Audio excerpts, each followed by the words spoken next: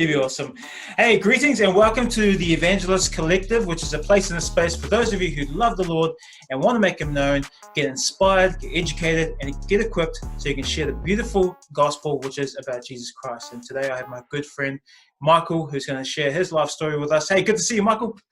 Hey, what's up? Hey, man, really appreciate you jumping on today. So, hey, why don't you just kind of share with the audience just kind of a backstory about how you came to be before we jump into where you're at today. So just share your story with us, bro.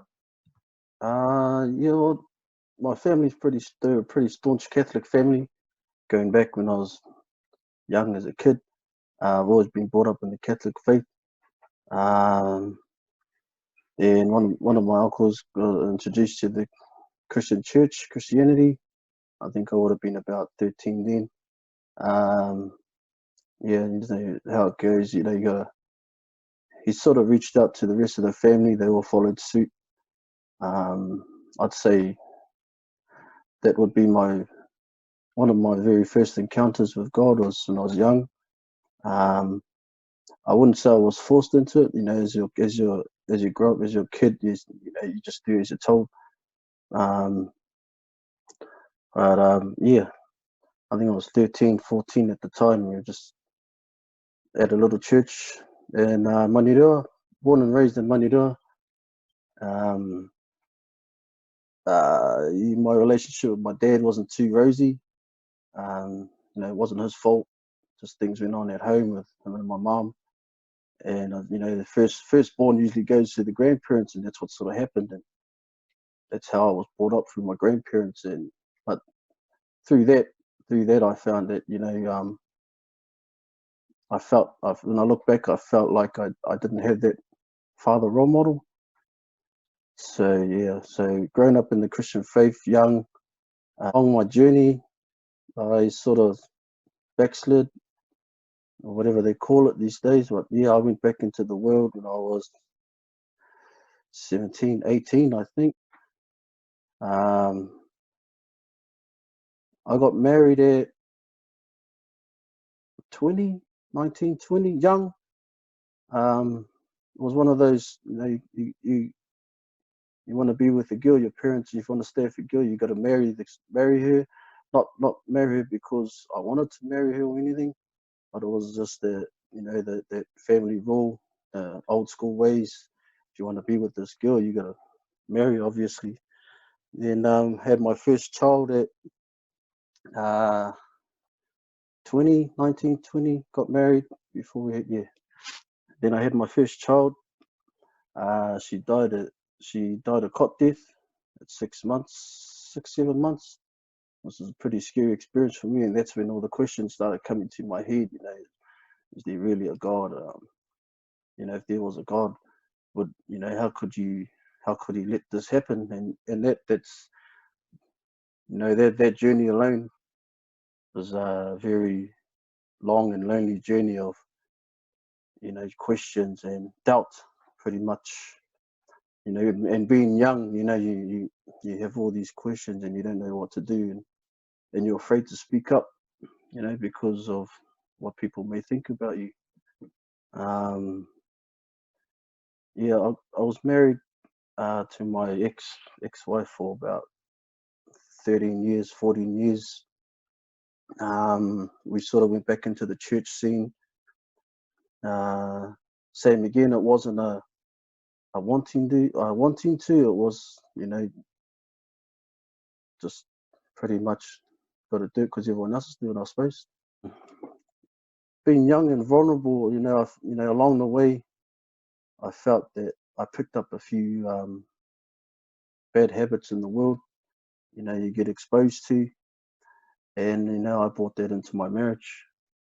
Being unfaithful to my wife. I was playing footy, going out doing my thing. Keep in mind, I'm still in and out of church at this stage. This is my early 20s. Along the way, after my baby girl, I had 2 boys. Through this marriage, I was doing all this stuff in the world, that I shouldn't have been doing. And and it destroyed my marriage. I don't blame anyone else but myself. But that that that time of, that place that I was in was a real dark place, very dark place. When I left my partner, when I left my wife, we got a divorce. I left my kids. I actually walked out on my kids, um, trying to start this new life with another person, and my world just was black, dark, suicidal.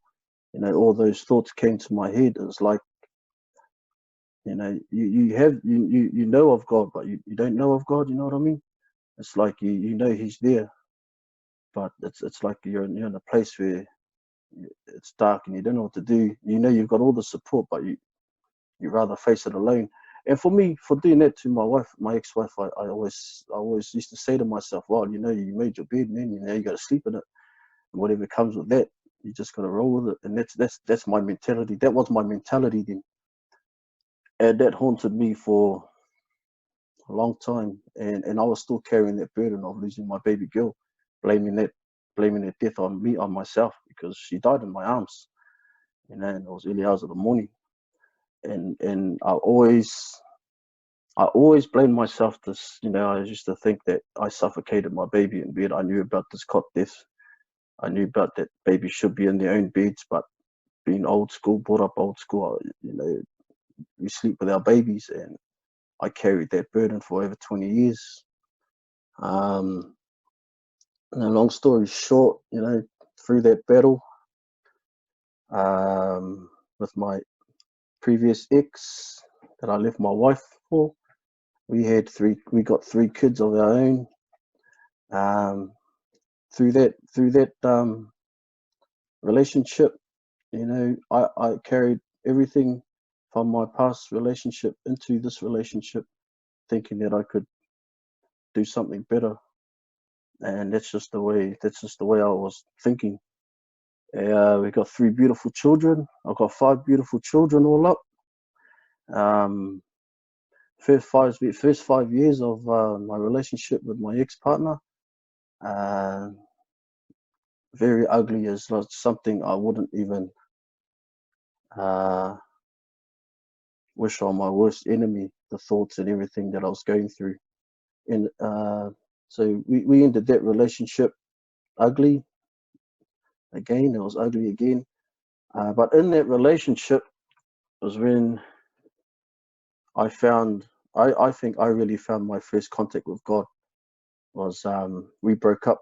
We broke up. I lost my kids. I lost her, and then I was walking. It was like I had nowhere to stay. I had no place to stay. I was in and out of homes, and I walked past a gym, Super City Gym, and I walked in. I started training there. I started training there for a few weeks, and then I met a guy named Kane Warren, and he was the owner of the gym. So yeah, I trained there for a few weeks.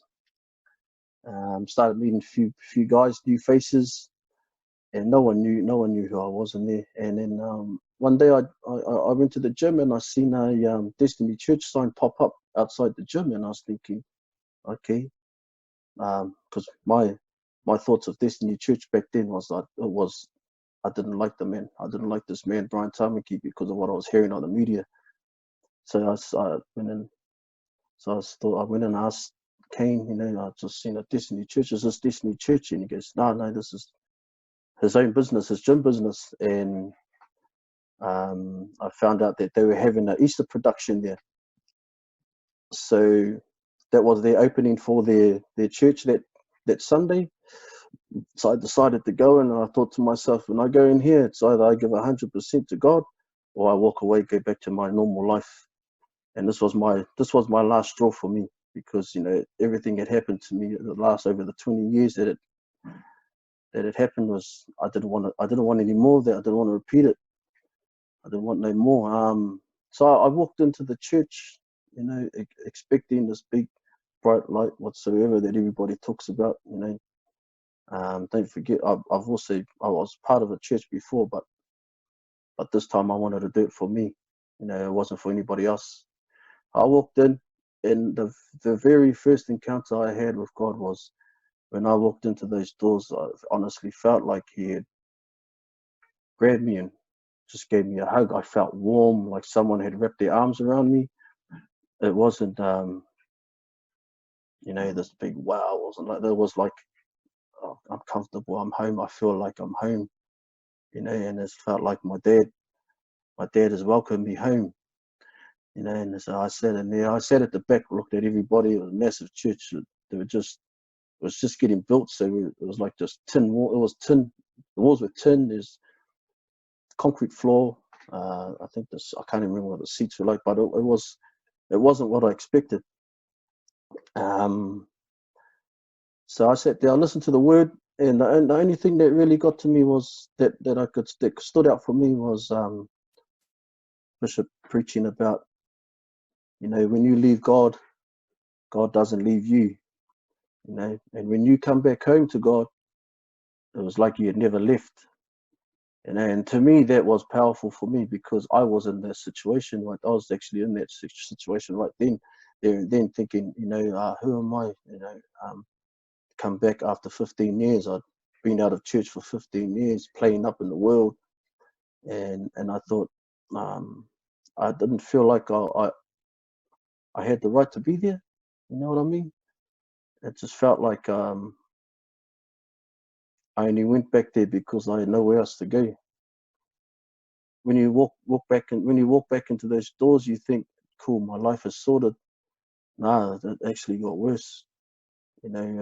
Thinking that you're in church, you think your life's going to be a fairy tale. It's all going to be good from here on out. And it's like, nah, man. Or hell broke loose. Hell broke loose to try to take me out again. But even worse. So in the time at church, my ex partner, we started going to Destiny Church together. It was, and I was thinking, yeah, this is it. I got my family back. In a short time, I got my kids back, my 3 babies, because I already had my 2 older boys with me. I had my 5 kids with me at church, going to church, and I'm thinking, yeah, this is the fairy tale dream I've been wanting. And 2 years down the track, I got my first home. I bought my first home. Before I went to church, I was jobless. I didn't have a job. In that 2 years, I got a full-time job, well-paid job, bought a home. I had 3 cars. I had all this money in the church, and it was like, man, this is a dream come true, And down the track, the gym I joined, the Super City with Kane, he offered me a job there to be a gym manager, which is my passion. And I thought, man, how can I go wrong? I've got everything made. I'm set. I got my dream job. I got my kids. I got my family. I got my house. Yeah, and as time went by, 3-4 years down the track, as time went by, then the tests started coming. All those old thoughts started coming back. Started fighting with my ex, and I was hiding all this stuff. I'm trying to hide it from people. I started doing things in my own power to try and make things happen, to get more out of this, where I should have just left it in God's hands. And that was the biggest mistake I made, was trying to get more out of what God's already blessed me with. And then one day I was sitting in church. At this time, I'm in a relationship with another woman, a girl. And at this time, I'm sitting in the gym, and then I just had this thought. That's it. I want to give up. It's over for me. I've lost everything. I've got nothing to live for. And all these thoughts were going through my head, and I'm in another unhealthy relationship, and I don't want to go back down that track again. And like I shared on Facebook, I felt like I dug myself into a deep pit, and it's vivid now. It feels like I was laying in this pit, getting buried alive, and I could see people walking past, and all the faces that were walking past were my friends, my families, those that were close to me, just walking past as if I wasn't in that hole. They couldn't see me. And it felt like I was going to get buried alive. And I thought, oh, yeah, okay, then this is the way I'm going to go up. Sweet. So I accepted it. And then well, I just saw this hand reach into the hole. You can picture a hand reach into the hole, pulling you out, and then you don't know who it is. In my head, first thing I thought was, oh yeah, this is God. He's going to save me. And then I get out of the hole and I look at this man's face, and it was Bishop Brian Tamaki's face. And I thought, wow, what's this? Like, okay, let's roll with this. And then it sort of gave me hope.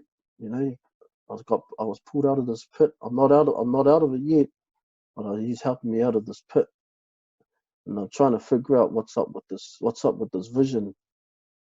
And then you know, not long after that, he phones me, and this is like weeks out before his 60th birthday, his big birthday. He gives me a call and says, "Hey, Mikey, can you help me out with some training, get me in shape for my birthday?" And I went, "Oh yeah, of course I can." You know, and remember, I'm in this relationship with this girl, and so I meet with him at the gym. I usually start work at 11. He's pulling me out of bed at 7 every morning, sometimes 6. And I say, "Yeah, meet me at the gym." I go, "Yep, sweet, see you there." I hang up, and this girl goes, "What are you doing?" I said, "I'm going to go meet Bishop at the gym." She goes, "Oh, what, are you kissing his ass?" And I thought, wow, you know, wow, you don't talk like that. So yeah, I left that, went to the gym, laid out our plan for our training for the next 7 weeks. And this just continued every day. He pulled me out of bed 6, 7 o'clock. Sometimes, you know, he wouldn't show up till 8, 9. I'm thinking, man, this guy, he's not showing up on time, pulls me out of bed. And I'm thinking, man, he tells everybody else show up on time, you know, and that's what I'm thinking. And I'm thinking, man, this is not right. So he shows up, we start training, cool. And you know, every session we had, you know, he asked the odd question, how's things? Yep. But I still haven't gotten, you know, around what this vision was all about. And, you know, this went on for a few weeks. Right about third, fourth week, you know, I started having problems with this girl because I didn't like the way she was talking about my bishop, about Brian, and how I would go and give up my time, get out of bed early just to go meet with him at the gym. So I had enough of that. So I let that go, and then I just continued on training with Bishop. And then I thought about it dawned on me weeks before we had finished. It dawned on me, and I thought, this man's got a 60th birthday coming up. It's, you know, and it's a massive event for him. It's a massive birthday, and he's pulling me out of bed every morning to train him for this birthday. And then I clicked, you know, it wasn't about the training. He was actually saving me, you know, because at the time before that, I was ready to quit. And then that picture came to my head. I thought, this is what it is. He's pulled me out of this pit. And then from that day, you know, it was a turning point in life for me, because I realized, you know, this man is legit. He's a true father, he's a true leader, because he gave up his time for me. And, you know, remember not having that father figure. I don't know what it's like to have that father figure. And he demonstrated that what a father should do for a son when they're down and out, you know, ready to quit. And then from that day on, you know, I never looked back. Uh, you know, it's 8 years now, and because of what he did today, you know, through him, God worked through Brian. You know, don't get me wrong. I give all the glory to God, but he had to work through somebody to get to me. You know, and all this media attention that we get on Facebook, yeah, it does get to me. But, you know, I've learned to just let it go. It's people's opinions, not mine. And that man saved my life. You know, God had to use somebody to save my life, and that man saved my life. And I'll always be grateful. And I always vowed to myself, you know, I'll do whatever he wanted me to do. You know, I'll drop everything for that man, because he dropped everything for me. And that's my way of honoring him. through what God had done for me in my life. And I'm not ashamed. I'm not ashamed to say, I love my God, and I love my man of God for what he's done for me. And 8 years now, I'm in I'm not doing my dream job, which is in the gym.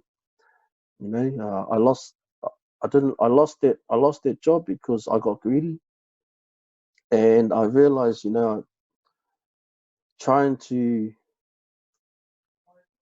get more from that job became from my passion actually turned into an idol. I had this conversation with Sunia that when I was talking to my friend, I just realized my passion in my job actually became an idol to me, and God took that away and replaced it with something that first, that I first had a passion for, which was working with young people, kids. With young people. That was my first passion, was working with young people. And now he's got me back into that place where I'm working with the young kid. I'm a caregiver now, full-time caregiver. I'm making, oh man, 3 times as much as I used to make working in the gym, and in the jobs in the past is nothing compared to this. But to me, it's not a job now. It's something I do anyway as a father. I'm a father figure. I mentor my kids. I make sure my kids are set right. They're protected. I protect my kids. They're safe. And that's what my job is for this young boy who no longer has a chance to go back to his family because he's been in the system since he was 5 years old, maybe younger. And he calls me dad. He calls me dad, and it took a while for my kids to get used to that, but now they realize that this boy's part of our family now, and just to see the smile on his face, knowing that he's accepted for who he is, and he's got people that care about him now. This boy's actually taught me a lot, especially with my kids. It hasn't been an easy walk with this boy. There's behavior issues that comes with the job, and I blame that on the system. The the answers to their problems, I believe, with the system is they throw money at it and give these kids whatever they want just to shut them up. And that's what when I've stepped into that role as a father or caregiver. Now I've got to teach this boy life skills. When you want something, you've got to earn it. You can't cry for it or ask for it and get it given to you just like that. How the system's giving it to you. Now you've got to earn your keep now. And yeah, so that's where I am today. I've got all my kids with me. I'm still a solo dad, but I have a healthy relationship with my ex wife and my ex partner. Really knowing you've got your kids around you, and everything you do in life on a daily, it's going to reflect on your kids and their future. So you've got to be mindful of what you do around your kids. I'm not saying that I'm the perfect father, but there's a lot of things that I've had to change in my life being a father now. That selfish thinking of me. It no longer becomes me. No, it's we. It's me and my kids. So I've got to develop myself in a way where my kids can follow the positive things in my life. They've seen all the negative. They've seen all the negative in my life. They know my past. But I don't want them to go through that and go through the same feelings that I did. And as a father, you just want to protect your children, and you just want them to know they feel loved. You love your children, whether they're right or wrong, they do bad, they do well.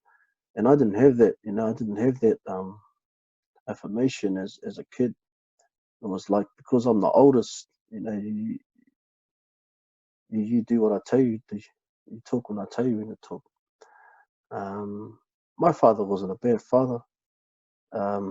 He just didn't have the chance, didn't have the opportunities to be a father to me, because him and my mum were fighting over where am I going to stay, who's going to bring me up, and it was my grandparents would always win. Thank you, Lord Father. I pray for all our men out there, our fathers. I ask, Lord, that you guide them, Lord, and you guide their hearts, their minds, whatever they're going through. Lord, just help them, let them know that you're there, Father God. And even though in the heat of the moment it may seem impossible to come out of the curse of being fatherless and not knowing how to be a father, but Father God, I pray that they come in contact with a man, a godly man, like I did, where they can learn these attributes as a father, and from you, Lord, working through this godly man, a mentor, to help these men that are out there fatherless, with no knowledge of how to be a father. I pray that these men come across these fathers that are looking for help, and they help them, Lord, and understand. It is okay to fall over. It is okay to make mistakes. Just keep going and keep fighting the good fight. And Lord, I ask that you just bring these men into their lives, as father role models, Lord, and to show these men, that it is impossible. It is impossible. It is possible, Lord, that they too can be great fathers.